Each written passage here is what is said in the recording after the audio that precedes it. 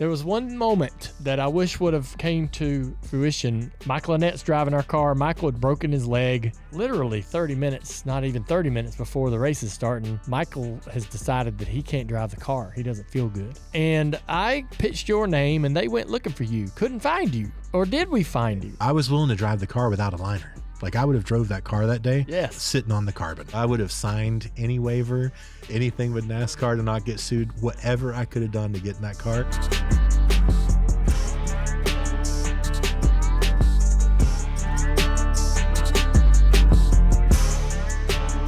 Hey everybody, it's Dale Jr. back again for another episode of the Dale Jr. Download, the guest segment here, and we got a great one coming in today.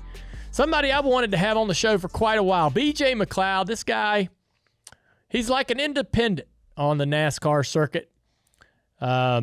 He's had quite a story coming into the Truck Series, spot rides here and there, finally developed an Xfinity team that he owned himself into a full-time program, buys a portion of a Cup charter and goes Cup racing, sells it years later, makes millions of dollars, but he's still out there trying to compete today.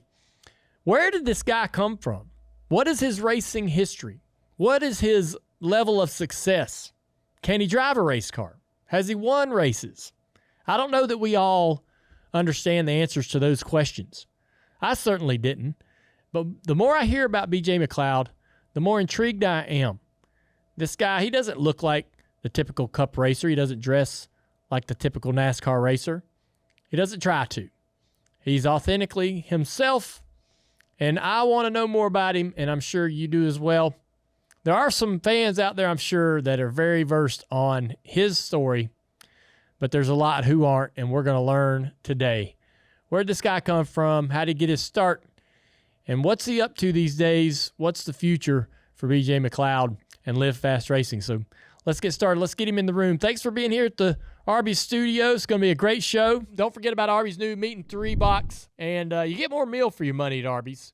We have the meats, and we've got the guests. Let's get going. So Burton Darwin McLeod Jr. Yeah.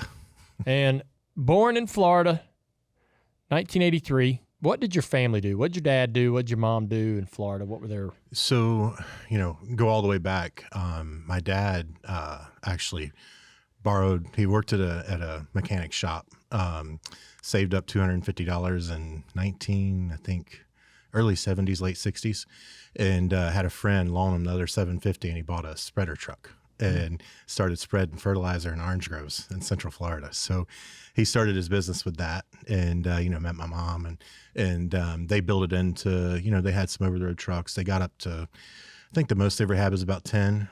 But the bulk of their business was picking and hauling, picking oranges off the tree, put them in the tubs, load them in the trailers, and carry them to the plant. So they got up to picking and hauling about 2 to 2.5 million boxes of oranges a year. And that's the business they had when I was born. Yeah. So I spent a lot of time. I was very fortunate that my parents owned a small business, and I've always, as long as I can remember, I've been intrigued and wanted to be in the middle of anything that moves, or, it doesn't matter what it is. So I remember being 4 or 5 years old and being at the shop while mom is handwriting 300 paychecks. I remember that like it was yesterday, and watching my dad work, leave before daylight and come back well after dark and making a living. And yeah, it was a lot of fun to be raised in that. And, the racing side of it is my dad only borrowed the money for the spreader truck because he wanted enough money to work on his street car because he street raced. Oh. So it was pretty cool to hear the stories of him. They used to grudge race and do all that stuff. He started that. He probably started that in 60 or 61, somewhere in that area. And, and street raced all the way up into the early 70s. So wow. He was just really trying to make money so he could race. You initially quit school in the 7th grade, and you did homeschooling. Mm-hmm. You didn't drop out. No, I did. But like I said, before 10 years old, I remember going to the theme parks and being born and raised Central Florida. You just frequently go to Universal and Disney if you're fortunate enough to. And luckily my family was, very good to me. And, I had those opportunities. So I remember going around those theme parks thinking, man, I want to own one of these. I had no idea that they cost billions of dollars. Yeah. So it's just funny to think about that stuff. And, being at the shop and seeing everything and seeing people make money. And I was, stuck in school all day. And honestly, I was a straight A student. I was in the honor society, all that stuff. Really? All the way up, till I quit, which is only 7th grade, but still it's like, it just truthfully, if you assert yourself, it wasn't that hard. So it's like, I told my parents, I was like, I want to make money. Like there's stuff I want. You got to think though, I drove my first super late at 12 years old. I tested it at Arbondale Speedway. And, I already had 300 go-kart wins plus I had 20 some championships plus WKA titles. Like my parents, they really, I was racing 3 different classes a day, 3 days a weekend. Wow. Right. Where? So it would start, literally my parents would pick me up at school at let's say noon on a Friday. Mm-hmm. My dad would drive through the night to get me to South Carolina or North Carolina to race behind the Speedway. Columbia, South Carolina, Palmetto, South Carolina, just, all these places. And he would drive through the night. We'd race on Saturday, run at least 3 classes. Then he would load up and drive me back to Florida, and we'd race 3 classes at Arbondale on Sunday, and then get me back to school on Monday. Yeah. That's literally the dedication that my parents had when I was a kid. Tons of success. Yeah. Well, it's just my dad. I remember going, first time they took me to the little speedway behind Charlotte. I got up here with these guys in WKA and in purple plate, blue plate when I was, that age, it's a lot of drafting and a lot of pushing and bumping, and you got to be pretty aggressive and take holes just like we see on Sunday now. You got to be aggressive, right? And I got used up pretty bad and was way too timid. And Dad told me, he's like, if you ever drive like that again, we will never be back. He's like, and they loaded me up and took me to a dirt track, him and one of his best friends. And they knew the dirt racing in Florida was a little bit rougher than the asphalt racing. So they took me there and they said, you don't finish. Find somebody and run over them. Start something. Yeah. And I was like, I didn't want to do none of that. Right. But my dad was trying to teach me how to be tough and to, make things happen. And sure enough, I went out there and I remember they told me they'd get me a beer if I'd wreck somebody. And I was like, I don't want a beer anyway. But the funny part was I went out there and wrecked someone and they were happy with me. Right. And Damn. It's like, yeah. And it's like, but we went back to Charlotte and I just have always, I drive how I want to get drove kind of guy. Mm-hmm. And, the thing was when we went back to Charlotte, I finished 3rd or 4th, something like that. And this is WK. I mean, this is really hard races to run good in.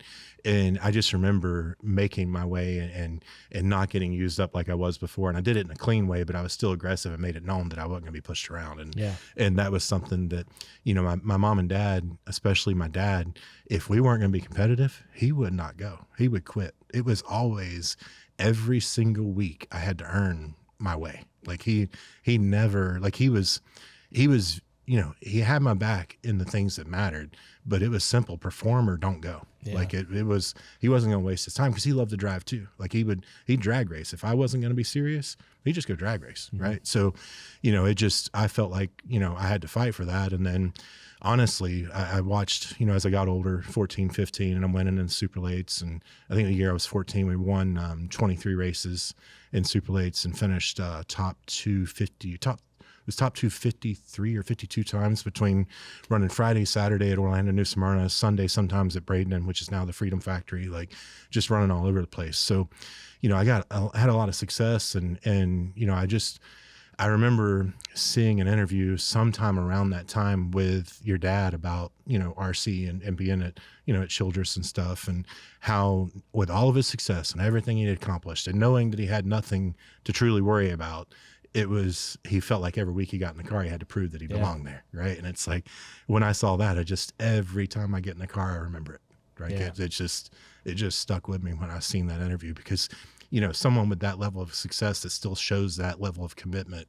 And especially this is 98 or 99. I mean, it's, he's up there in age, right. And he still thinks like that. And it was something that I'll never forget. Talk about racing super late. So who's helping you and you won a lot of races, had a lot of success racing the short tracks in Florida, but who was supportive of your program outside of your parents? Yeah, so the first person I remember was Pete Orr. They hired him. He was, he ran a couple of Busch Series races back then, but they hired him to kind of show me the ropes when, my dad had a friend, Randy Warren, that, literally practiced with me the first couple of times. And then once we figured out that I was going to be able to drive and go to do it, that's when he went and found Pete Orr. And he's like, hey, Pete was winning a lot around there at that time, him and David Russell. And he said, he's like, I need you to help BJ get up to speed. Yeah. And Pete Orr was my first driver coach, and I was 13 years old when we got together. And then another one that sticks out is Gary Ballou. Yeah, he's a character. It was really cool to get to work with him, and the things I learned from that guy with defensive driving and the way you restart and different things. It was a lot of fun. So I had those guys to really kind of shape the beginning.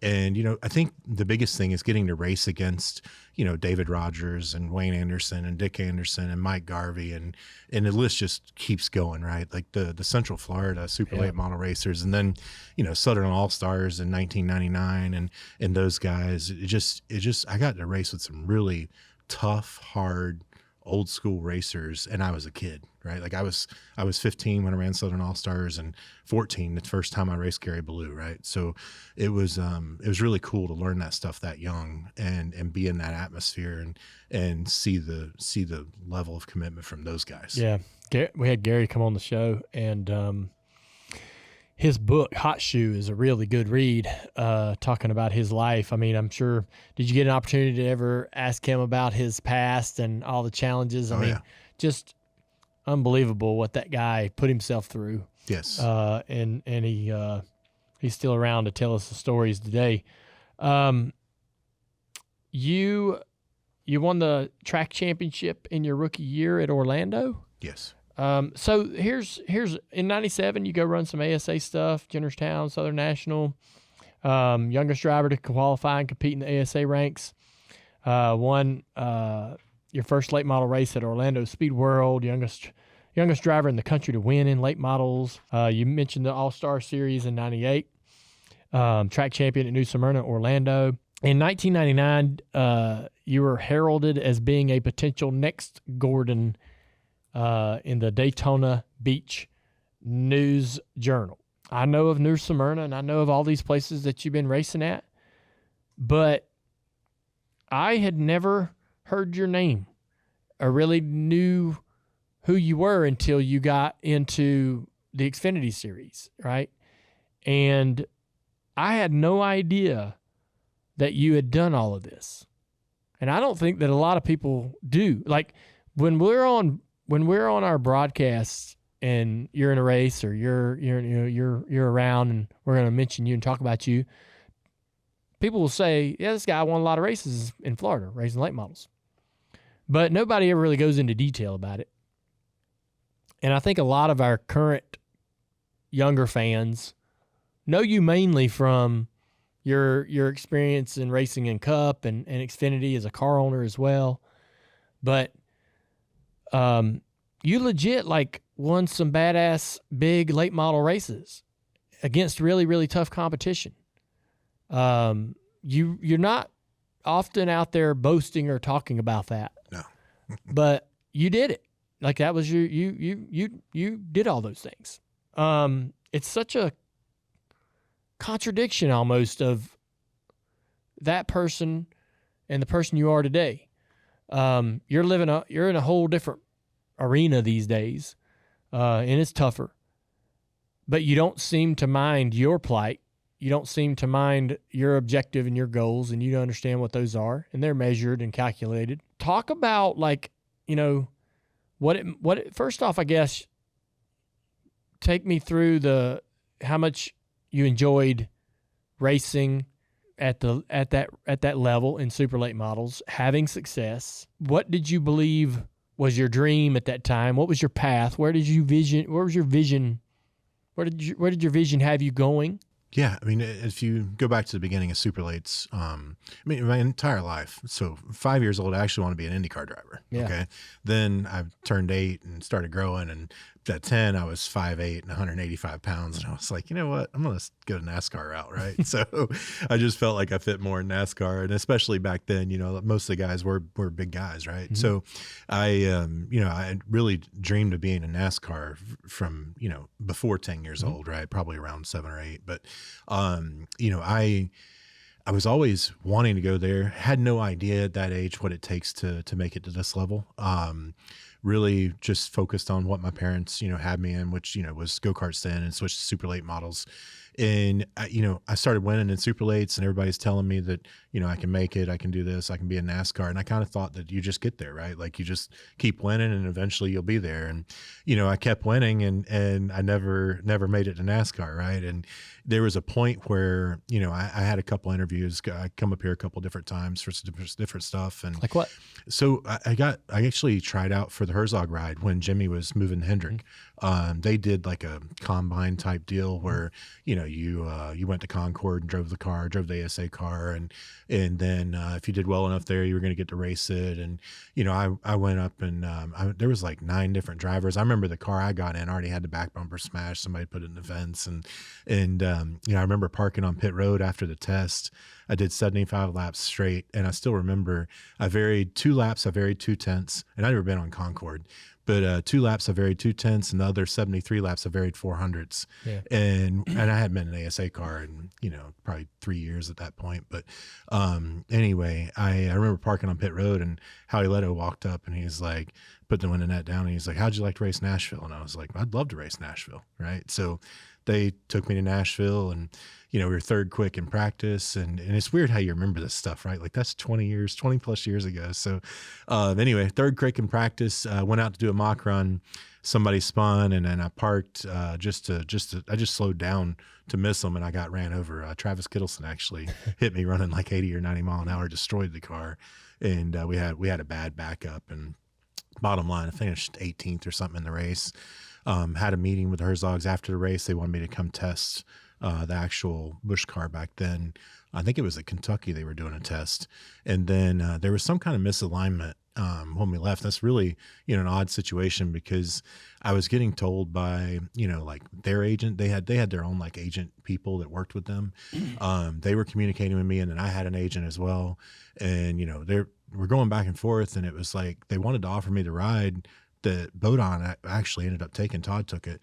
It was Todd took it. And, you know, they told me a money amount, you know, amount of years, like they were getting a contract. And the last conversation I had was, it was like something about I had to fire my agent and sign with, you know, this group. And I don't know what was going on. I don't really know. I just know what I was told. Right. And I was told I had to sign with these other agents. And I just, you know, the way I was raised and the things I did, I just, you know, I just wasn't going to fire my agent, bottom line. Like it had nothing to do with the money. I'd have drove the car for free. I could make money to eat. Like I had no worries about that. Truthfully, my entire life, I just know I'll make money. So it was more about, I'm not going to step on the guy that got me an introduction, because I had been winning in super late models until this agent come to me. It was Jay Schultes.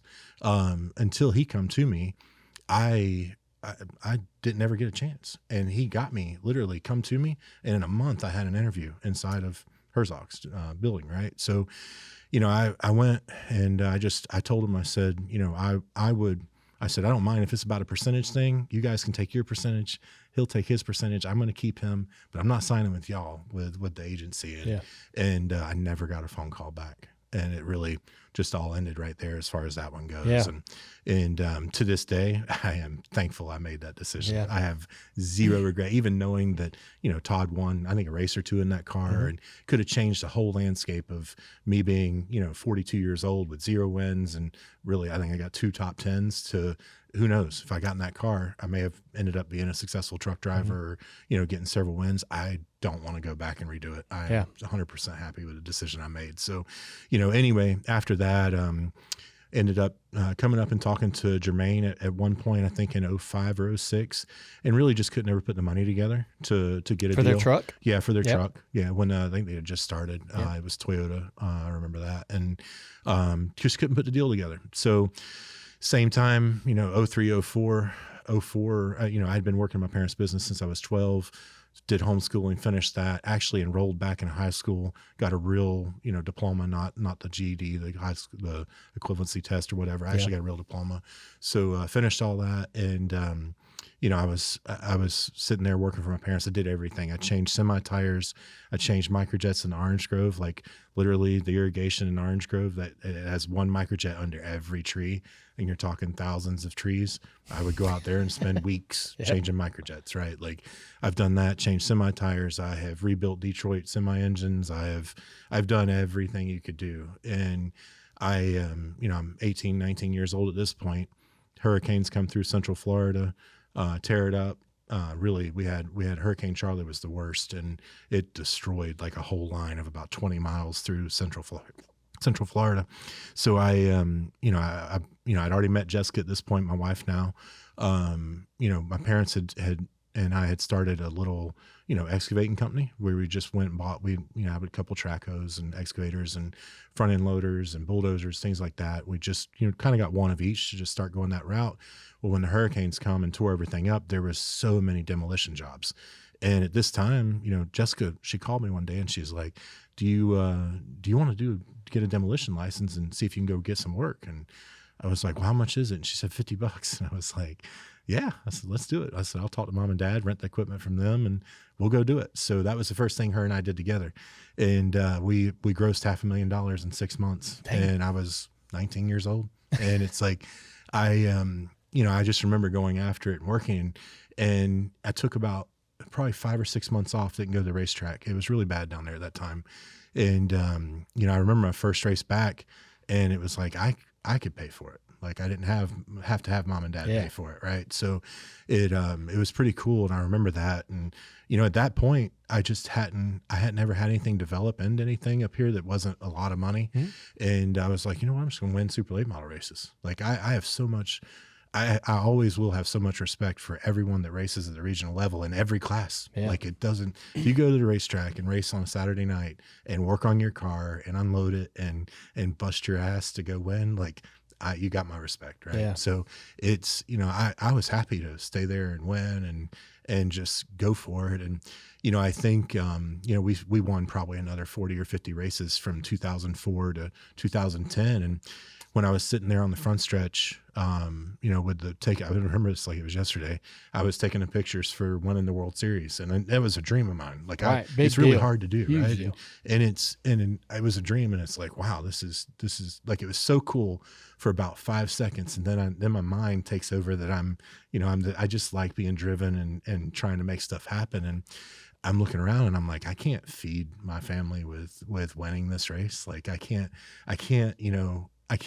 further my life from accomplishing this, in my opinion. Like it was so cool. And it's still the coolest thing I've ever done, like performance wise on the track. The World Series is the best to me. Winning that at New Smyrna, mm-hmm. the best thing I've done, right, as a driver. But it's still, I just saw it as, okay, well, we accomplished this. Now we need to accomplish something that we can't. Right. Yeah. And my car owner asked me that night, at that point, he said, hey, what would you do if you could do anything the rest of the year? And I said, right now I would sell our late models. I would round up enough money to go run one truck race. And he's like, if that's what you want to do it. So I literally, like, the next month got a meeting with Mike Hillman Sr., Mike Hillman Jr., and went and talked to them about building a truck, because as much as I'd won, I just didn't believe in myself to go win, in a top tier truck, because I just know how hard this stuff is. And I was like, I want to go race a truck that I own, that is more affordable, get some seat time, and then try to do that. Right. And I talked to Mike Hillman Sr., and he's like, if you'll work here every day. At Germain? Yeah, Germain's. It was at Germain's. They hired you? No, I did it for free. You worked there for free? Yeah, I worked there for free, and they built my truck. So we paid for the material, mm-hmm. right? They supplied the labor and built me a Craftsman Series truck for October Martinsville that year. It was 2010. And I worked every day with everybody there, 7 to whenever. I took Todd's trucks apart, did the tear down on them, and then I'd work on my truck whenever they had time to work on it. And it was really fun because I did everything: swept floors, cleaned bathroom. I did everything you could do in that shop.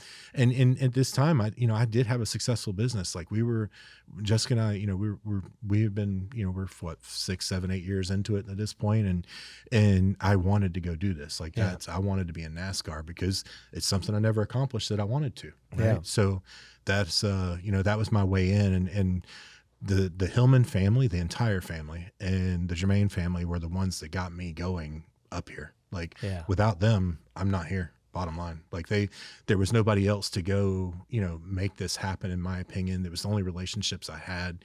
And, I remember Steve Germain and Zach Germain. I actually driver coached Zach, back in, I think he ran K&N from 10 to 12 or something like that. I driver coached him, and I just did what I could to get in here and network and, build the right relationships to be able to move forward in the sport. Man. So before we transition from your life in Florida and then you moved up into this area eventually to do more racing at the top, top 3 skill levels of truck and Xfinity and so forth, I want to talk about your style. Yeah. So when I think I first saw you walking down pit road in your suit at an Xfinity race or a rally race, or maybe you were truck racing, you stand out. Yeah. You don't look like the other drivers. Not anymore. What do you mean not anymore? I think if I got here in the early 90s, I might have been, I might have fit in a little bit more, but it's not hard to pick me out now. Right. So your Affliction, black, hat backwards, skulls, has that always been you? Yes. So like, give me top 3 concerts. I've only been to one in my life. Well, give me the top 3 you go to. So to go to, definitely Korn. I went to Metallica. Korn. That was my first one, right? But that tracks. But Korn for sure. Jonathan Davis. Yeah. Jonathan's been in this room. Yeah, I like. He hasn't been on the show, but he's come toward the shop once. Well, so in my life, I have never I don't know what you'd call it. Like I was never been starstruck, right? Mm-hmm. And I saw him at Vegas. I was racing the Cup race. Yeah. I saw him walking through the garage at Vegas, and I'm like, I'm going to get a picture, right? Like I ran up to him, like, dude, can I get a picture with you? He didn't even know I was driving a Cup car, right? But it was like, he's like, yeah, man. I'm like, dude, I've listened to music.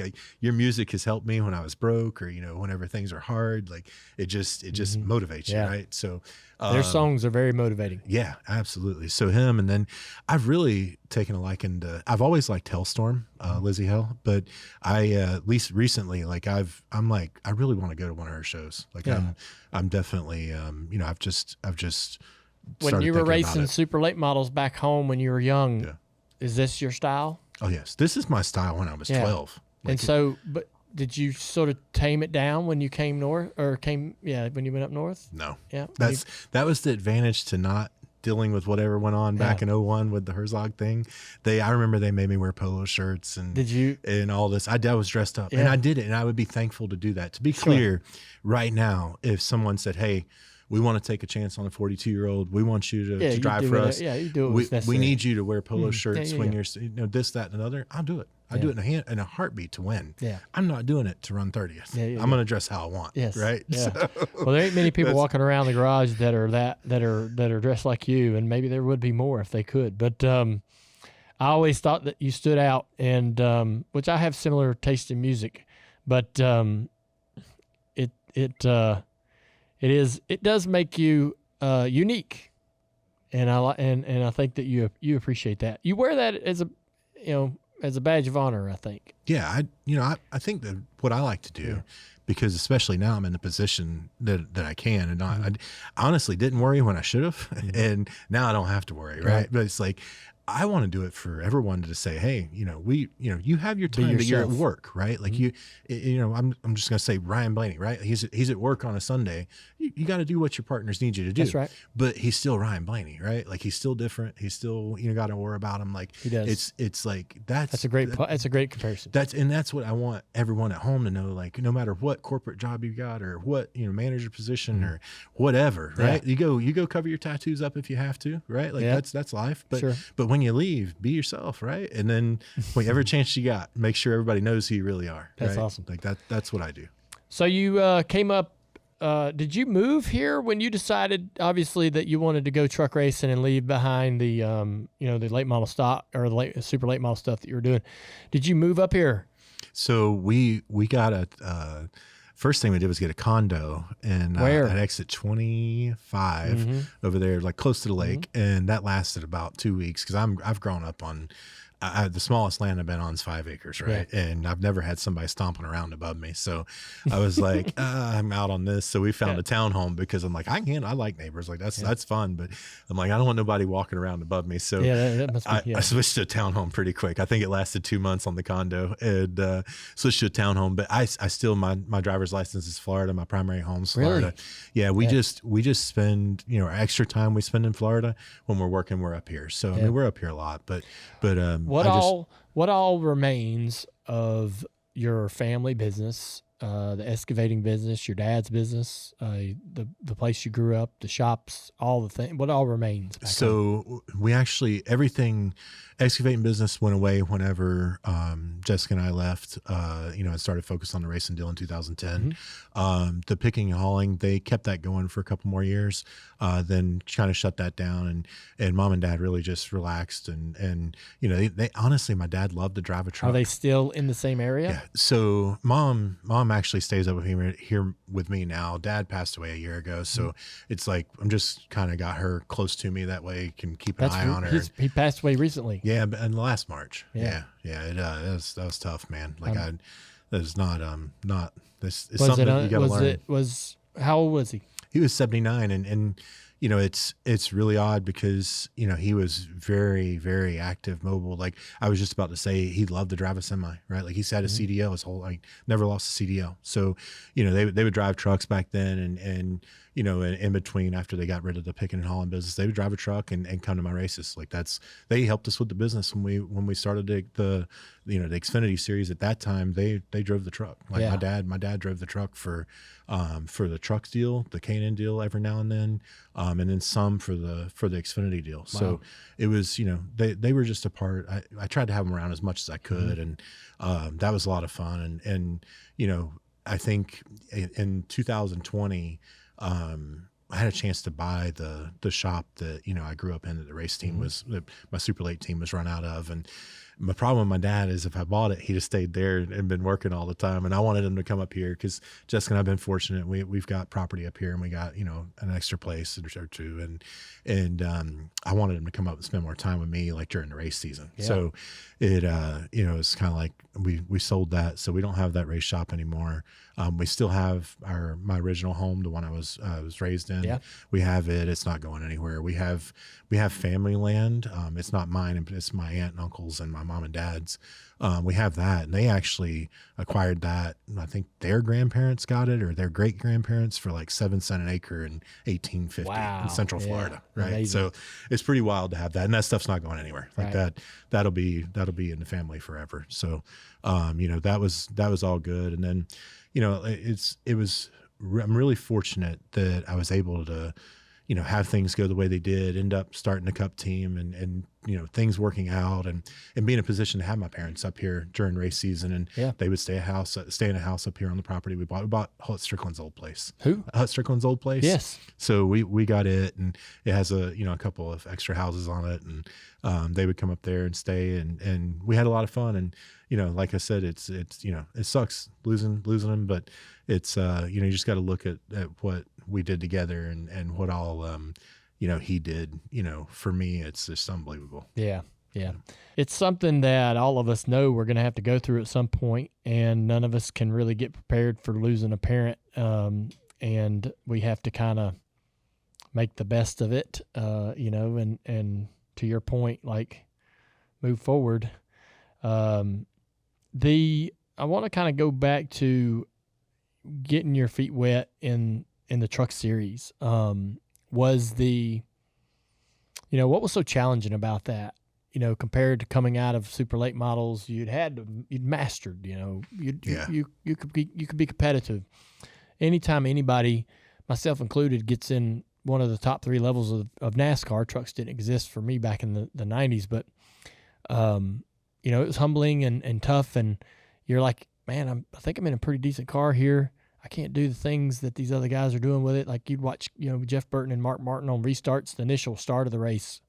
It was, I'd start like 15th and watch Mark Martin and Jeff Burton at the initial start of a race at Michigan and just be in awe of how they could just knife through the field like it was nothing. Yep. And that is why I have never stopped trying, because I have so much respect and I'm just mind blown every time I get in one of these races, right? Like it is unbelievable what the people that are lucky enough to get to do this every single week, what they're capable of. And in that time, you're right. Like Mark Martin, legend, Jeff Burton, like same. It's just these people, they're so good at what they do. And I think, for me, I remember practice, the first truck race I ever ran, I pull up to luckily, I was with, it was basically like a 5th Germain truck, right? Yep. Like it was a Chevrolet, but it was it was set up out of their shop. They had clearance to do it. And it was a really good truck. And, I remember they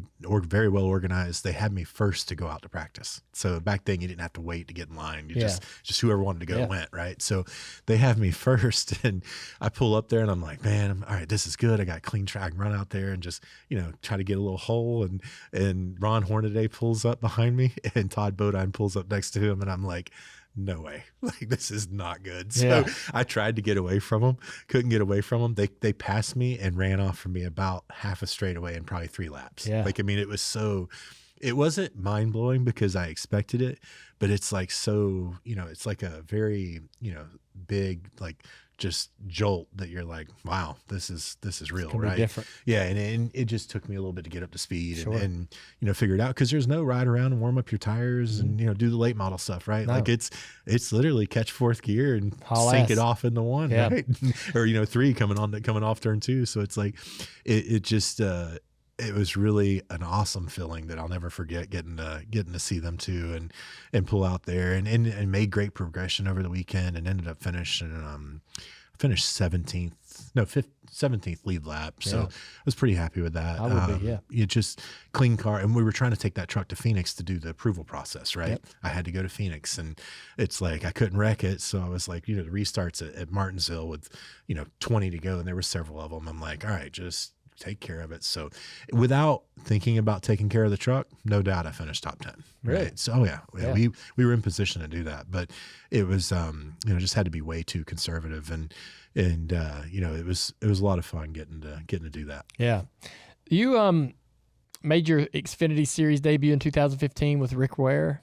Yeah. I saw Rick this weekend at Nashville. Had some brake problems. You ran a lot, even in trucks with SS Greenlight, MBM, different teams. You made your Cup Series debut in 2015. So to recap, truck series debut in 2010, ran some truck races part-time, a couple of Xfinity starts, and then right into the Cup Series Circle Sport at New Hampshire. And then you set out for a full-time Xfinity Series campaign in 2016, driving with your own team. A lot of guys come in and if they're fortunate, get these little spot starts, but they're always like thinking, I'm gonna keep trying to get these opportunities and I'm gonna land hopefully in a good ride. You want to drive for yourself. Like what triggered that? I think we were, I've thought about that a lot to answer it myself. And it's like, I really believe that it was more about making sure the business was going to succeed and I was the best one to take care of the business. Like it just making sure that I was in the car and getting the most out of whatever equipment we had, right? And then taking care of it, number one, to keep paying payroll and make sure we didn't go out of business. And at the same time, proving that it was a solid team to come, get experience driving for, right? At a good budget for where we're at now in the series. So, I always wanted to go drive a competitive car. And I mean, looking back, it's like I could have done it, 15 or 20 times at least, money wise, like walked up and said, because the thing is, you can't just take money and buy a ride in this, these top 3 levels. Like people have to want you there too, right? Like yes, it takes money, but you have to have relationships with the teams and the owners and the people that work there. Like there's a lot of that. And I have that. I have a network in every single race team in this, in this sport. Right. So, I think that it was more, I just got so focused on making sure that the business was successful that I really stopped thinking about me as the driver and focused on that. And I did the Cup deal in 2015 because I was rushing. I didn't want to not get to drive one with more horsepower, right? Because I knew they were doing the horsepower drop, and I was I'm like, man, I just want to drive. Like I got to test for Furniture Row at Pikes Peak in 2000. I think it was 2010, and I got to drive the 1,000 horsepower motor, close to 1,000, right? Yeah. And it was just incredible, right? It was one of the funnest things I ever did.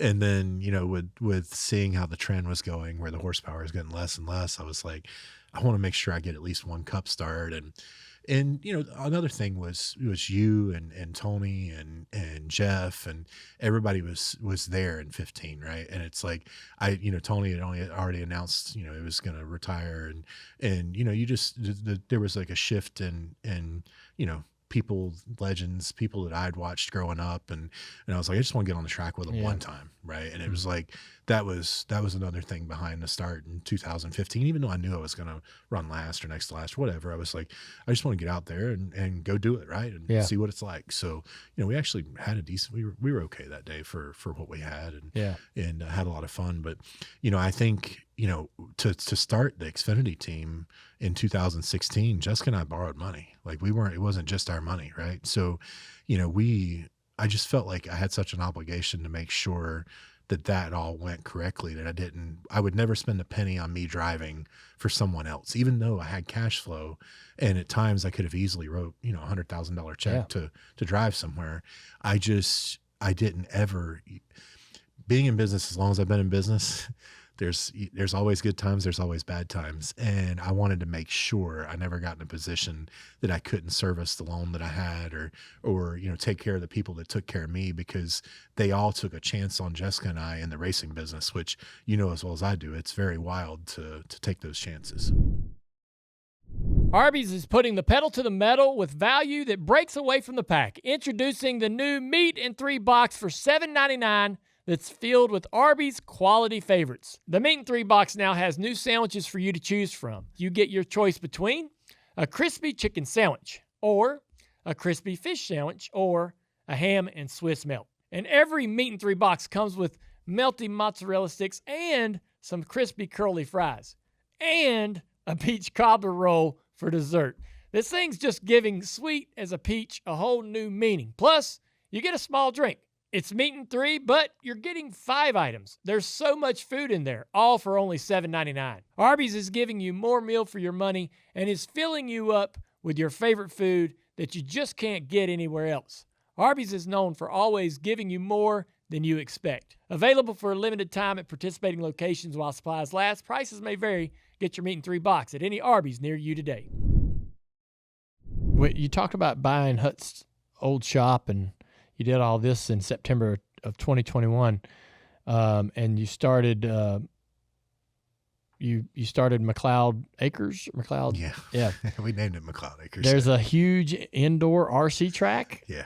What is that? So I love RC cars. I love anything racing. There was already one there, or you built it? No, he had a party barn. Right? And it was a really cool party barn. Had booths everywhere, dance floor, disco booth, like a DJ booth. Like, I mean, Sounds it was awesome. He had a setup. You'd never think that about Hut. No, but the parties I've been told they had out there are insane, right? And I'm like, I was I was trying to figure out what to do with it. And I was, actually the guy that was helping me at that time, we were standing in it, and I was like, we both loved RC cars, and, he was kind of the caretaker for the property. And I was like, I built an outdoor track, and I actually built it next to my house, which did not make Jessica happy because it was a clay track, and the dirt, whenever things weren't quite right, would go on the house. So, I invited people over, and, like I got Justin Haley come over some, and, there's several people that come over and race, the RC cars with us on the clay track outside, but rain would every now and then mess up our plans. And I was like, you know what? If we put a racetrack in here, we don't have to worry about the rain. Yeah. So that's literally when the idea was born. And I told Jeff was the guy helping me at the time. I was like, what do you think about RC track in here? He's like, dude, if you do that, it'd be awesome. And I was like, go crank up the tractor. And I'm not kidding. He cranked up the tractor. I jumped in it and I drove right through the building, started ripping stuff out. So wow. That's how the RC track was born at our property. Is it a clay indoor track? No, concrete. Carpet, concrete. We banked, did, flat? No, flat, slick. Yeah. It's it's not super slick, but it's it's about a 5.5 second lap track, which is pretty comparable to like any of your RC meets or anything, any of the professional tracks. So we did that, and we set up 10 workstations. Everybody's got their own individual place to work, all the tools, and it's pretty cool. Yeah. I was in RC cars for quite a while. We had when I was racing with Tony Sr. and Tony Jr. with the Bud cars, we had a bunch of RC cars that we were messing with, gas-powered stuff. I know that Leonard Wood builds some pretty special cars, and I had a couple of them. But we did quarter scales for a while. Yeah. I haven't got the quarter scale is something I haven't got to yet, but I'm definitely. I like the quarter scale stuff because it's slow, and you drive it, and it's got everything's just larger, so it you can kind of watch the car function, handle, and you can change things and watch it like do what you want it to do, and it drives and it runs at a bit of a slower pace, so you kind of feel like you're really more driving it than trying to some of the 10th and 12th scale stuff is like just driving a missile on the ground. The smallest thing I want to drive is 8th scale, and I prefer 5th. Like I'm the same. Those guys that drive the little 10th scale, which I have some 10th scale stuff, but I put 8th scale bodies on them, so it's a little bit easier to work with. Some of the 10th and even smaller 12th scale stuff, it's like that the talent they have driving those things as fast as they go. Like it's just not for normal. It's just not for normal people, right? Like and I'm a normal person, and it's I just want to have fun. It doesn't entertain me because you're basically just trying not to destroy it. Yes. And it's just they're going so fast. I set it up to where the one thing I'd learned about RC cars is they're too much money whenever you get serious, right? Yeah. And I made it to where if you want to come drive one of my RC cars, you literally just come and drive it, right? It's all turnkey. Every station has its own car. You just pick it up, put batteries in it, go play. I have my own part shop. I have every single part made for Traxxas Slash, and that's going to be the best part of the show. It's people learning this about you. It's fun, and it's not expensive. Yeah. It's a very low cost thing to do. You rebranded your race team to Live Fast Motorsports in 2021. Before we get to the Cup side of you purchasing the charter with Matt Tifft, one of the things I wanted to talk about was when you were running your Xfinity program. Our cars, we'll crack a quarter panel or chip a fender or whatever, and our guys are pretty particular. Their teams like yours would take those panels and get another handful of races out of them. I actually walked into the lobby one day as you were coming out with a quarter panel or a couple parts in your hands. Yeah. And I had no idea that you were even over here. Did you know I owed you money? No, I didn't think you did. I was like, I went to Bummy that manages our program, and he's like, oh yeah, BJ comes by every now and then, picks up a couple things. And so what my mind immediately went to was I see you show up to the track, unload your race cars. You're maybe driving one, maybe you're not, but you got 1 or 2, 3 cars in the field, and they go out there and they race and they go home. And that's what I'd see. And when I now know in the moment that your boots on the ground, going around and getting bargain parts and things like that. And you were literally itemizing the entire process of your race team. I felt like that was really profound because there's a lot of people that want to be here. There's a lot of guys that want to race cars in this series or in NASCAR in general. There ain't many people that want to do that much work to be there. I was really, really impressed just with your, because it didn't seem like you had to do it. Like you created a business that was successful. You left it in Florida. Your family had a business, but here you are, nickel and diming and shuffling this to make this, to add this, to put this here. You're like itemizing and like literally going to get a quarter panel that one of your cars needs or can use. I was really, really impressed by that. Why was that? Why, and you seem like you were enjoying it.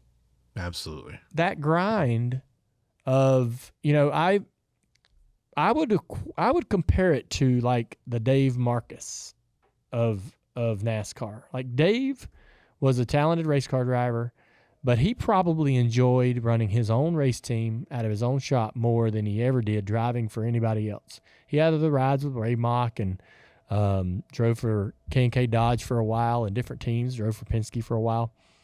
But I bet he probably enjoyed being able to drive, build, run, and operate his own race car more than anything. Bobby Allison did that often. He'd get disgruntled and not enjoy working for a race team or driving for an owner, and he'd go home. I'll go race my own car. And there's the independents, like the J.D. McDuffies, the Jimmy Means, and nobody gets to see how hard those guys are working because the camera's not on them. Nobody's, the camera's on Dale Earnhardt, Darrell Waltrip. But my best friend Brad Means, his dad Jimmy was an independent, and I would hang out with Brad, and I'd hang out in their hauler, and I'd see what they had, and I'd hang out in Dad's hauler and see what he had, and it was a very stark difference.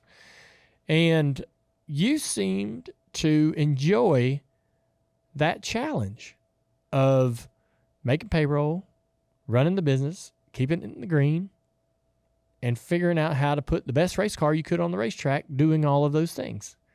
Talk about that process, because I think that process is what leads you to your Cup team. Yes. Oh, there's no doubt. Right? Without it, we would have never had a Cup team. And it goes back to Alan Quickie, 92, 93, wins championship. And I watched Alan. I mean, I was a huge fan, and I watched him do that, and I felt like, he wasn't turning every wrench, but he knew how to, right? Yeah. And it's like, it's his own team, and he went and won a Cup Series championship, right? And it's like, I had that in my head. And then I was actually never a fan of Dale Singer until probably about 98 or 99. And I was a Jeff Gordon kid whenever I was, at that time. And I really started to pay attention to Dale Singer, maybe 97, right? Like basically when I started Super Late Models, it's when I really started watching him and seeing what he was doing and really the way he did, owning a car and driving for a really good team and winning. I was like, wow, like that's, and this is me as a kid. I'm 15, probably 14. And I'm thinking about that. I'm like, if I could ever get there, own cars, because then it's like it keeps the business side of me intrigued, right? And then drive and have a chance to win. That's like, to me, the best case scenario for what I want. There's drivers that want to go drive and win and go home, right? Yes. I'm not that guy. Like I want to think about business from, whenever I get up, whatever time that is, to honestly, I enjoy it till I go to bed. I won't let, business conversation or things we're working on change mine and Jessica's relationship, because we do a lot of it together. But it's, it's something that I enjoy. If I'm by myself, I would prefer to be thinking about a business or something to do to make money than anything else. It's just what I like. So I thought at that time, I was like, wow, I just, hopefully I could end up owning a team and driving for someone else. And and ultimately achieved that. I just didn't get the wins on track that I wanted, but ultimately I did drive for myself, help get that team going. And once BJ McLeod Motorsports was going good and Xfinity, and we had drivers in every car and bills are paid, and honestly we were kind of comfortable. Johnny Davis said, "Hey, you want to drive my car?" And I was like, "I'd love to." And it was just one weekend. Yeah. And then I drove like 70 some races for him. Right. Yeah. And it's like most fun I've had was getting to drive for him and then watch my cars, race my cars, and have just a small sample of what Dale Singer did. Yeah. Right. Like it was, to me, it was the best time of my career getting to do that. And Johnny Davis is another one. Like there is nobody that could outwork that guy. Right. Like he wasn't a driver at this level, but team owner wise, you couldn't beat his work ethic. Right. Yeah. And it's like getting a drive for him and run on scuffed tires and share a pit crew and finish 19th in the Xfinity series. We had a run of like 18 top 20s, right, in 2018 or 19. And, to do that was a win for me. Like I didn't have a trophy, but it was like, this is exactly what I was trying to do. Yeah. Right. So that was, all of that was what laid the groundwork to think about a Cup team, and I'm not one that I've never would ever take lightly what the Cup Series means. And I know how hard it is. Like I've been here, a decade plus, in Cup, and it's, I know whenever we had the opportunity, when COVID came and everything was, just everything was all over the place. We were going to start racing like, 3 or 4 times a week, to try to make up races. And I had a really good relationship with Rick Ware, and he had, I don't know how many charters he owned at that time, but it was like, you just with him, he's always pulling something cool off. So all I remember is he told me, he's like, "Hey, if I rented you equipment, would you want to, do your own thing for a little bit?" And I was like, "Yeah." I said, "We'll do it. We got the infrastructure. We bought our shop, the one we just sold and moved over here closer to you. We bought that in 2017, and I was like, we got the shop, we got the equipment. I had 3 or 4 Featherlight haulers. Like we built up pretty well.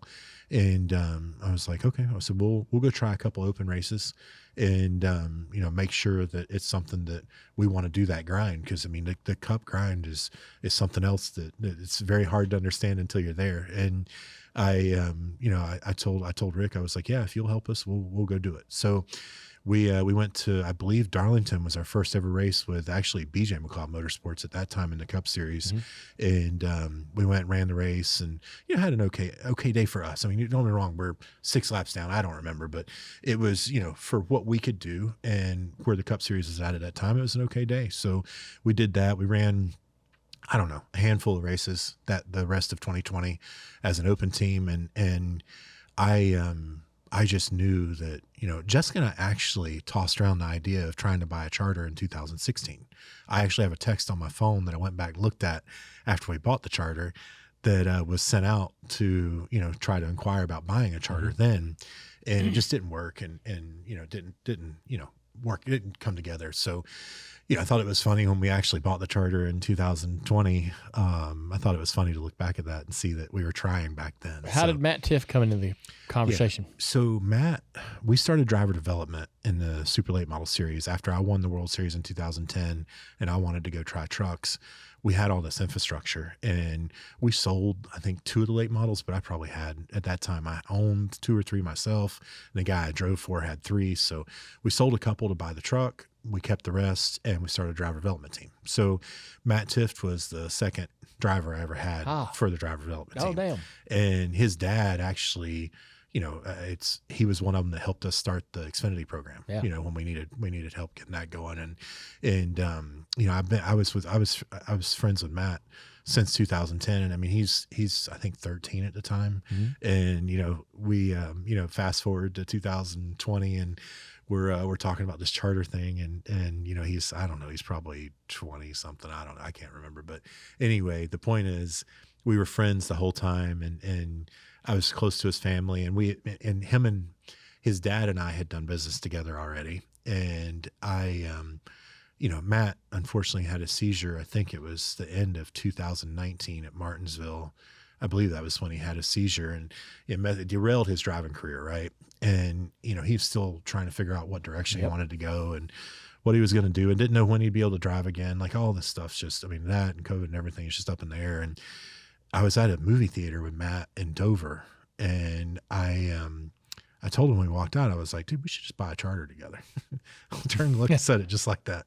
And he's like, yeah, that sounds like it'd be cool. And I was like, all right. So anyway, we kind of tabled it, right? And then, fast forward, all that happens, 2020, we go try the open deal for a little bit. And I was like, okay, this is something I want to go after. I don't know that we'll ever be able to make anything of it, but I want to give it a shot, right? And that's when I really started trying to get a charter was right after that. And that's how he was a part of it, because I had a relationship with his dad already, and Matt was looking for a business to be a part of because, his driving career just got derailed. You bought half of a charter. I mean, y'all attempted 28 Cup events. Y'all would end up selling the charter to Spire in 2023. Looked like just a brilliant decision, not only just to buy the charter, but then to flip it. Where, when you own the charter, are you're watching values change and you're hearing all the conversations around what's going on. Was there hesitation to sell it? Not only because the values are going up, but also, you're where it's your foundation. It's everything your Cup team's built on. Yeah. Well, so it comes back to, if you go back to borrowing money to start the Xfinity team, right, to the point of having an asset that's worth the money we saw, right, it was never hesitation. Like, we needed to solidify that we had won the owners, the owners business side, that it was making that transaction made sure that we were always successful in racing as a business, right? And that was the part that made it, we never hesitated to sell it once the values were there. Genuinely, Matt and I's, Joe Falk, Jessica, everybody's intention when we bought the charter, we totally believe in 100 million plus at some point. We did and always have. And I, I actually think it's here right now, but we believed it was a 10 to 20 year, run to get there. Right. Like we genuinely thought we were going to struggle and fight and do everything we had done in Xfinity and work to be here for 2 decades and then sell for 9 figures. Like, we genuinely believe that was a real business plan. And, I think when we fire off in 2021 and we had an average finish of 28th and we're out running 5 cars every week. And honestly, that's pretty good for me. Like, that was for our own team and the Cup Series. Like, you're doing well. I mean, we're out qualifying some really good teams every week. Like, I mean, it was really fun the first year. And then, we were super excited for the next gen car and still a huge fan of the next gen car. But bottom line is it made it to where it brought the attention to the sport that progressed the sport so quick in a short amount of time that the charters went from being what they were worth when we bought them to this massive amount of money in 24 months. Right. And when that all happened, coupled with, we actually struggled to get up to the speed with the next gen car than we did with the Gen 6 car, because I had a decades and a half worth of, friends with the Gen 6 car. It was easier for us to be fast. The next gen car, my friends didn't even know what was going to be quick. Like, everybody was, just like, I saw Denny do an interview and he's like, the circle was so big, and he's right. Like, the circle was huge that first year of disparity between the cars, because everybody's trying new stuff and the cars are changing at the same time, like just working out bugs. So, that made 2022 not much fun, honestly. We didn't run as well as I wanted. 2023, we spent more money. We actually spent millions more than we have ever spent, and we run worse average wise. Right. And that's something I'm not about. Like, if I don't show, I could sit here for 20 years with one spot of progression every year, and I can live with that. Yeah. Right.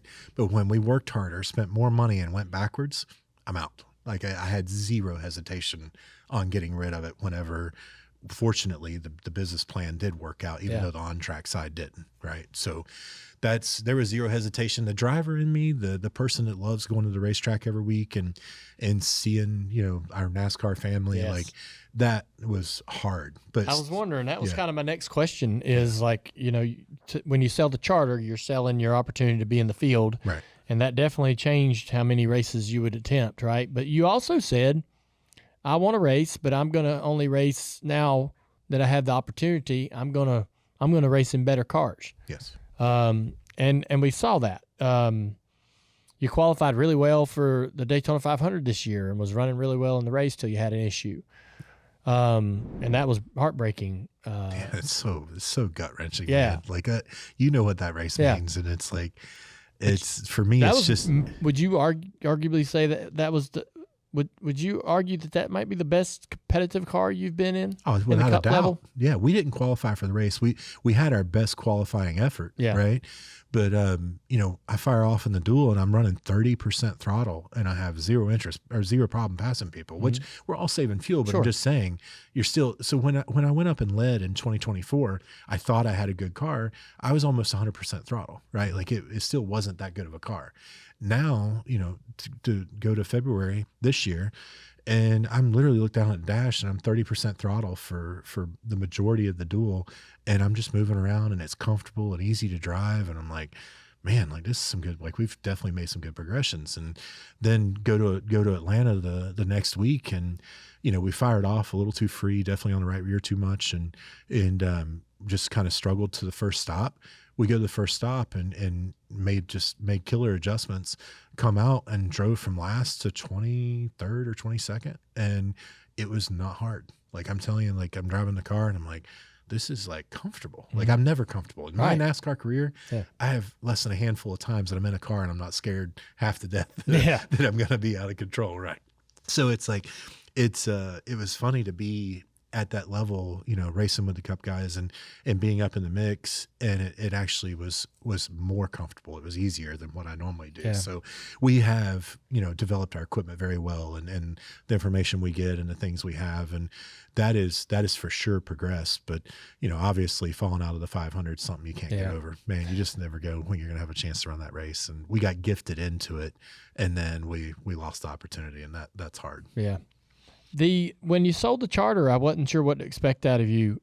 Wasn't sure what if the team would exist. What would your next objective be? So that's the question, I guess, is like where Live Fast continues. You've had multiple drivers drive the car since the charter sale. Catherine Leggs ran a lot of races. Y'all had a great run at Indy last year, and she's done a fantastic job. So how do those opportunities come about? Like when you're sitting there in January, do you know what the game plan is? Do you have the year mapped out, or does your year sort of materialize over the course of the season? So it kind of changes every year. It's so 2020 when we sold the charter in 2023, yes, January 1st, I knew everything I was going to do. I wasn't going to, put anybody else in the car. I was going to drive it myself, see where we're at without a charter and without some of the connection we had, see what we can do. And, our second race, we go lead, right? Which I know it's fuel mileage and there's savings and everything, but you still have to be in a Cup Series to be able to lead the laps, right? So we had a great 24 in my opinion. And the plan the whole time was to just see where we were as an open team and where, how are we going to, as the sport's progressing, can we stay with the field, right? Because it was hard when we had the charter. So 24 was just about that. With the goal. Let me ask you, you're also racing without the guaranteed money from the charter. Oh, yeah. Like that's a big difference. It's huge. Yeah, it takes you. We lose money every time we go to the track. Well, how do you pay your bills? Build businesses that pay for it. Okay, that's the plan. What businesses are you building? So we did the Pigeon Forge racing coaster was our first one. So we actually own an Alpine coaster in Pigeon Forge right now. We're part owners. We have partners over there. But basically, when we sold the charter in 2023, Jessica and I said we were going to take a couple months off. And we took off exactly about 6 days of not thinking about something and realizing we didn't have to. And we were down there. We got a lake house in Florida and we were down there and we're sitting on the back porch and her and I are both like, she's like, we got to find the next business. And I'm like, I agree. Like, this is just boring. So we started talking and I knew I have a friend in Pigeon Forge. He's been there for 30, 40 years and his son drove for me in Xfinity in 2017, Blake Jones. So Teddy Jones is his dad. So Jessica drugged me over to Pigeon Forge in December of 2020. Really didn't have any interest in going over there, but didn't know anything about it. And I went over there and I was like, man, this place is awesome. Like it just Pigeon Forge, Gatlinburg, Sevierville.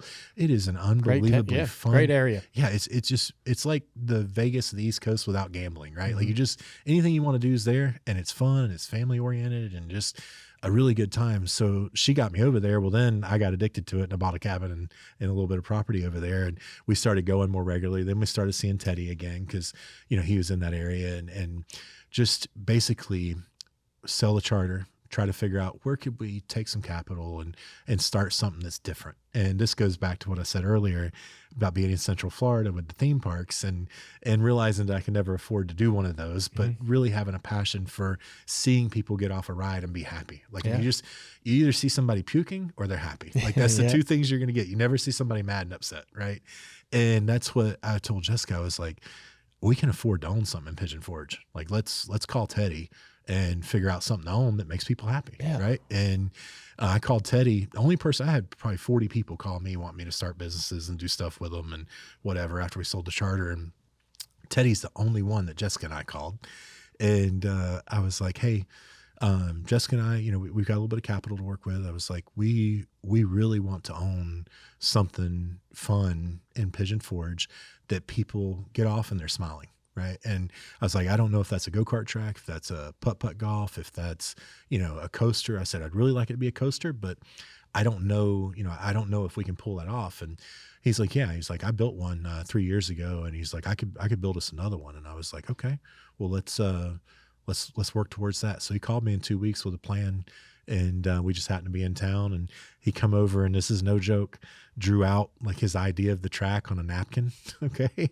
He had another napkin with like budget numbers and he had another napkin with what he thought that it might produce. And he's like, what do you think? And I said, my instant answer is yes, but I've learned in business, I always wait 24 hours. Like I'll never make a big decision, which honestly is 6 to 7 figures or higher without, sleeping on it. I like to know how I'll feel when I wake up, because that'll give me the true feel of where I'm going to head and whether it's going to be successful or not, because I'll be able to measure my determination and my drive behind it when I wake up the next day. Right. So woke up, I said, I'm going to call you by 9 o'clock. But I said, I feel like it's going to be a yes. And I called him about 7:30 and 7:30 the next morning. And I said, if you'll do it, we're in.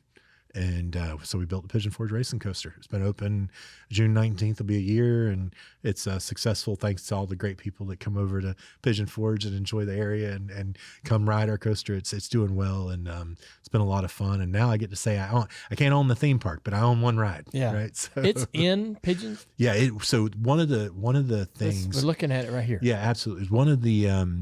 One of my stipulations for doing it was I would not settle for not being on the parkway. Like I'm a tourist. Okay. I've owned property. The highway, there. The main road. I don't know at what point I don't become a tourist, because I've owned property over there for 5 years now. So I'm kind of ready to drop the tourist name, but like I told them from the beginning, I'm like, Jessica and I are visitors over here. Like we know what people want because we are those people. Right. And for me, the traffic gets really bad over there because there's so many people enjoy it. I was like, I don't want anything if it's not on the parkway. Like and the parkways, it spans from Sevierville through Pigeon Forge all the way to Gatlinburg. And I was like, we got to find a spot on the parkway. So that's what took a little bit of time. And that's when he called me. He said, hey, I've got a person that I think will sell if you're willing to move forward. And we can buy this property, take down this attraction that's here now, and build a coaster. And that's what we did. So we're right on the parkway. As you're leaving, if you're headed towards Gatlinburg, as you're leaving Pigeon Forge, we're the last attraction on the right on the parkway. What do you do in the winter? Yeah, so they ride. They still ride in the winter. It's more of a challenge, man. You haven't cold plunged. Just because it's cold. Yeah. But it operational 24 hours. Yeah. So or 200 or 365 days a year.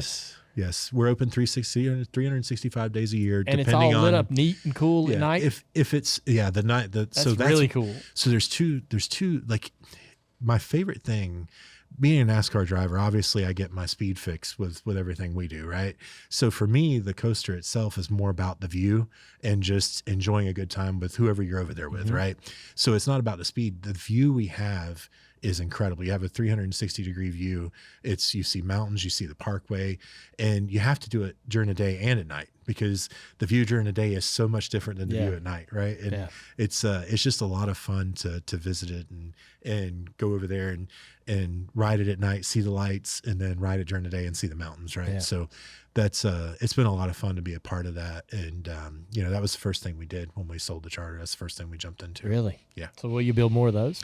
So Teddy and I and other partners, we've talked about doing a couple of different towns, and I think that it's in the future. I don't have nothing set in stone now, but I just love that.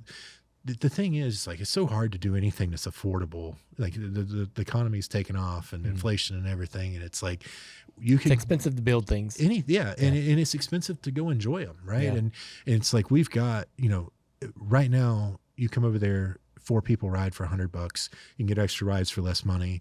It's like for what it is and enjoyment you get out of it and the pictures and the experience. It's a lot for $25 a person, right? And it's like, you can't go to a movie theater and spend less than $25 a person anymore. Like it's if you get a drink, snack, and a ticket. And I really love that business model. And I definitely, let me tell you this, I'm going to own another one. There's no doubt. It's just a matter of what timing, like when it's right. But will you ever own another charter?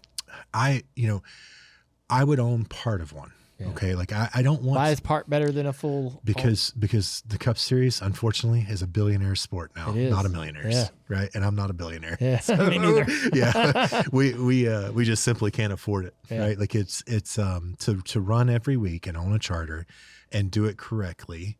I feel like for my personal, where I'm at in life and the things I've done, I don't want to be there unless I can try to compete. And then truthfully, that's only top 20, right? Like once you're in the top 20 in Cup, I believe the next week you could win, right? Like it's that close now, right? Yeah. So, I just know that Jessica and I aren't wealthy enough to be competitive, and but you'll run an open car part-time. Yes. And that makes more financial sense. It does. It's because, so number one, when you get fortunate enough to have something go right like we did, and you're in a position to say, what do I want to do with, however many years I got left? Like, you just don't know. Life's a gift, right? So I want to race, man. And I love NASCAR. I love the people.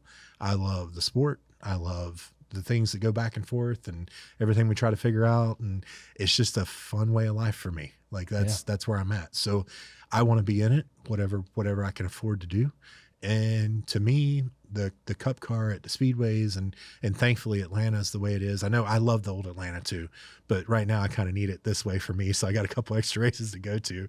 So it's like those races we can go and we can stay on the lead lap, and you just never know. And it's a lot of fun to do that. So, that's why we keep after that. And the infrastructure's there to, we just bought the new building over here close to you guys. We actually bought the building next to it. I don't think anybody even knows that. It's like we've got enough square footage now that, we could absolutely be a part of a chartered one single Cup team again. It's just, I don't want to do it unless it's the right partner. Yeah, like sure. I know what it takes, and I don't want to go back and do it the way I did it, or even, struggling the way we do now to run as an open team.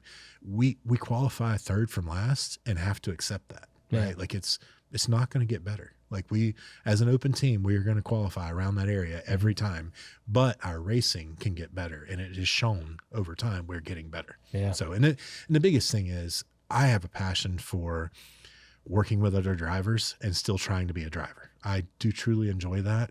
And getting to work with Catherine last year, and the original plan, like I said, after we did the Pigeon Forge Racing Coaster, we're like, okay, what do we do for racing to stay a part of that and not eat into capital that we have? And it's like, okay, let's work on the driver development stuff. Let's work on people that have partners that want to work with us and find a hole. And it's like, we talked about trucks and we talked about Xfinity again. And I was like, we already have millions in Cup. We didn't sell any of the Cup stuff. Yeah. We sold the charter. So we have everything. We've got enough equipment right now to run 2 Xfinity teams, a truck team, and a Cup team. Like we still have all that. So I told Jessica, I was like, I just feel like me, the driver, understands the delta right now between an Xfinity car and a Cup car. and even the Truck Series, the Xfinity Series, and the Cup Series, right? Like, it's just, the Cup Series is just over here. Like, and used to, you get out of an Xfinity car and you kind of feel comfortable in a Cup car. Like I used to do those weekends, run Xfinity, then run Cup, do it. And I did trucks too. I did all three a lot of weekends, but it's, it would always make you better and always make you it just was always an advantage.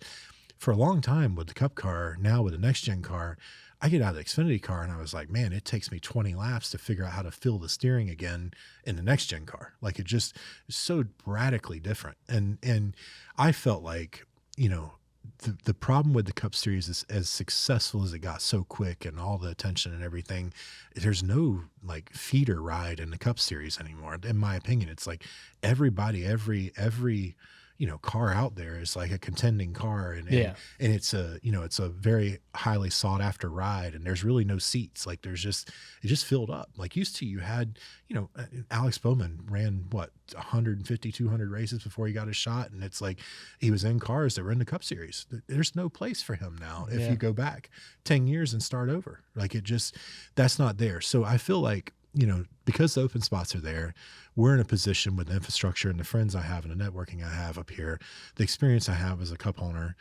I feel like we're in a great position to help a successful Xfinity driver or O'Reilly's driver or Craftsman Truck Series driver get some seat time in a next gen car and be presentable. No, we're not going to run better than 30th. Like that honestly, like on speed, like yes, we've had some great finishes. Okay. We've had some top 20s.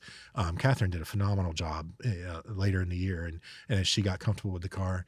But the truth is, all those races, we were 28th to 30th on speed, even though we got a phenomenal 22nd place finish, or I think even top 20 once or twice. Yeah. So it's like, I want to be realistic and say that, we're at best, we're going to be a 30th to 28th place open team when we're competing against these charter guys.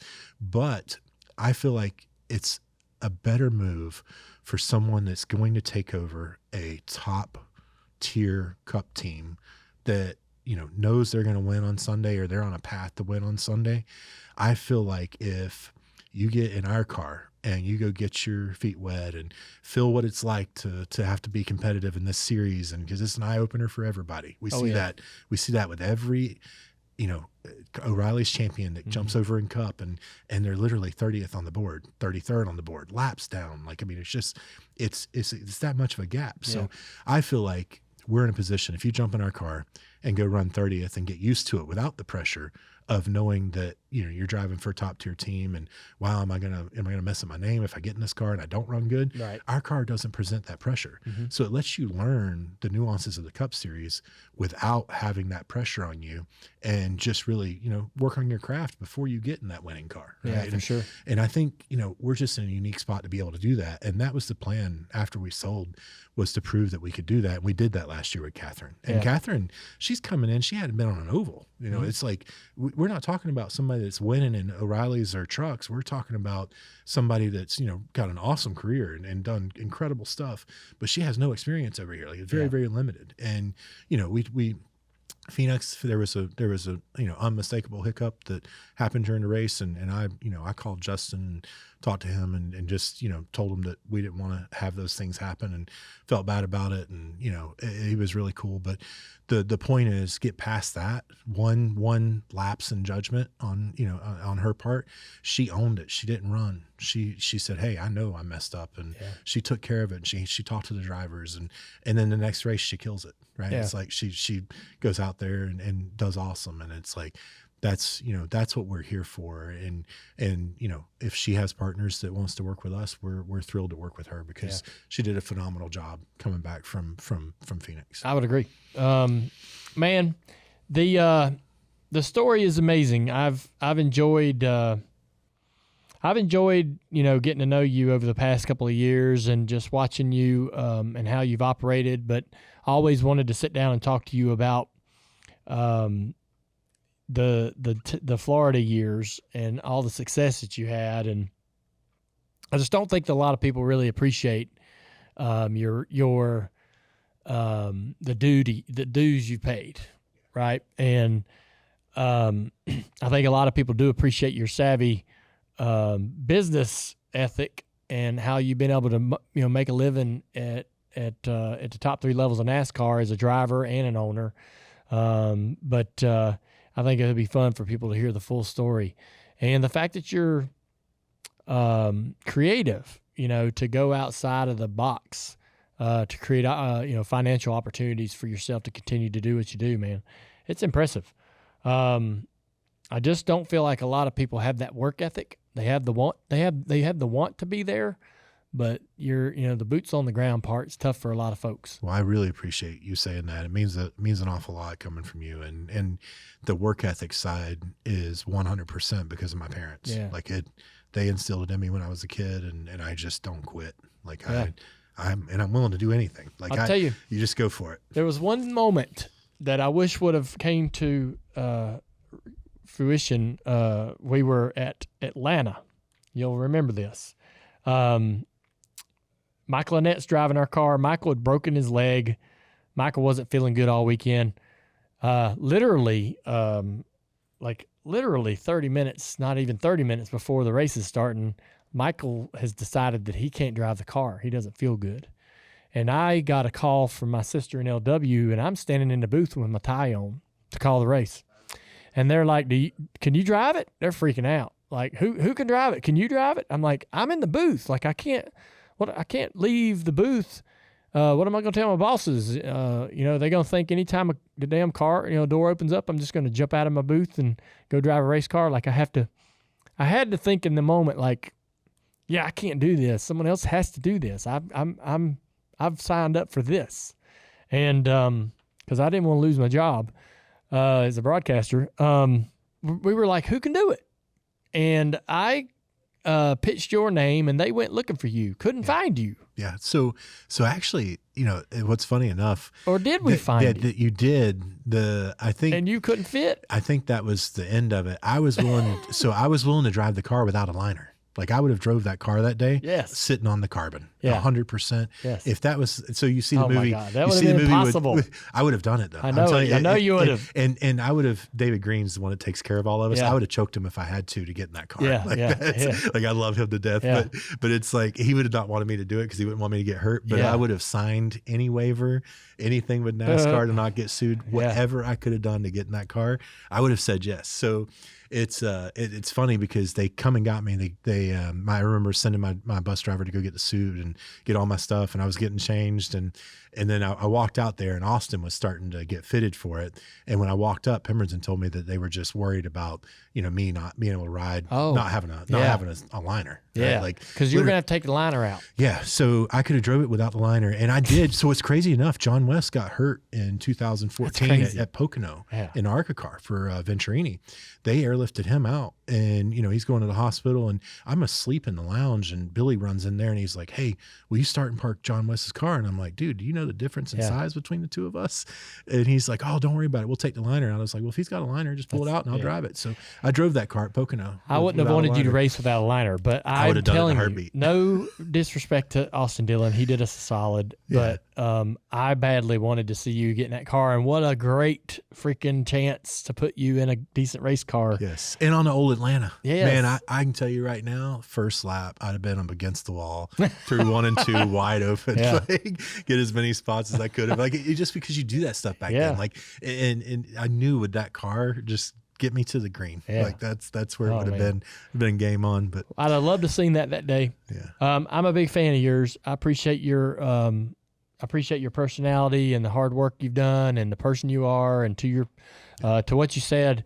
Be yourself. You definitely are who you are, and you wear that on your, you wear that proudly, and you've kind of earned everyone's respect by going that route, right?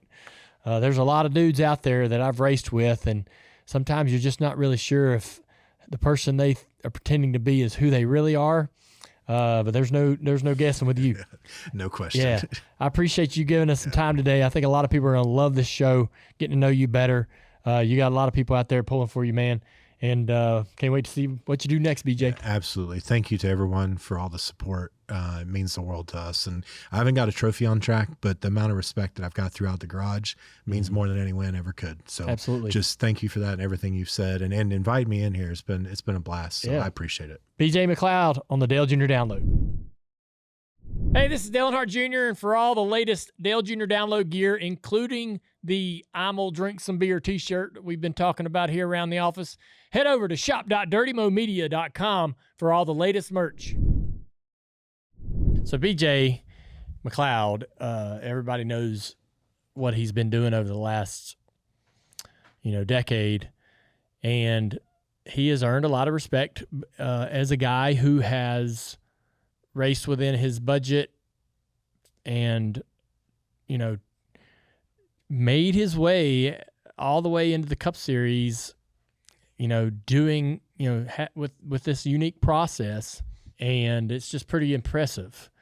And I'm telling you, that dude was beating the ground, going into these back, these side doors of all these race teams to get a spindle or a set of brake rotors or a body panel, whatever, to save a couple $100 here and there, tallying all that up week after week, day after day after day, just to get his cars up and down the road and to the racetrack, and knowing that they're racing to have that kind of surprise top 15 or top 20 finish.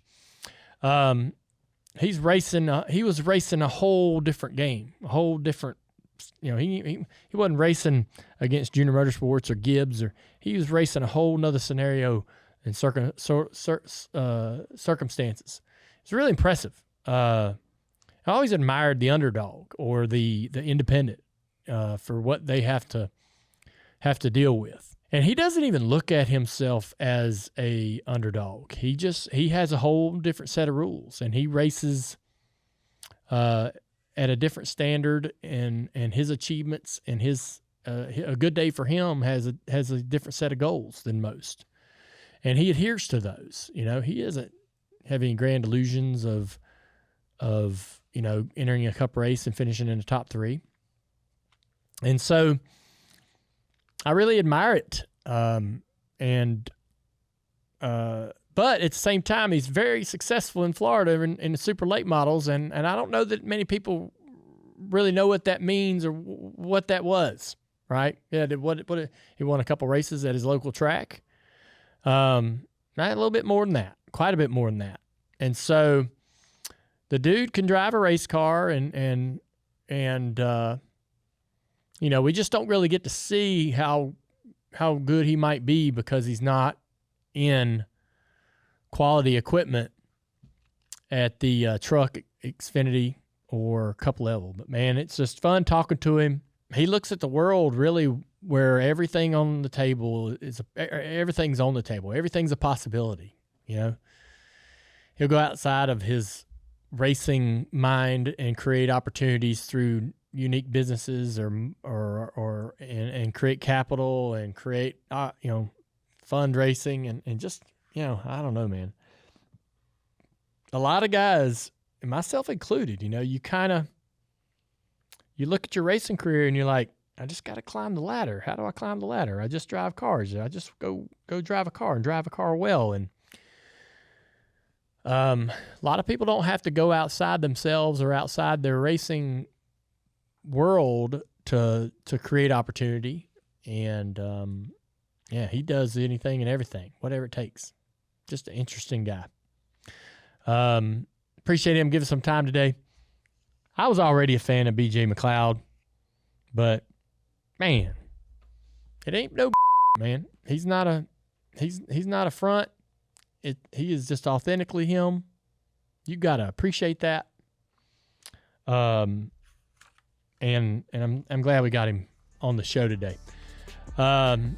Thanks for everybody for joining us here in the Arby's studio. Don't forget about Arby's new Meat and 3 box. We talk about it every week, but you get more meal for your money at Arby's, and especially in this Meat and 3 box. Arby's, we have the meats and we have the great shows here at the Dale Jr. Download, and we'll see you again tomorrow.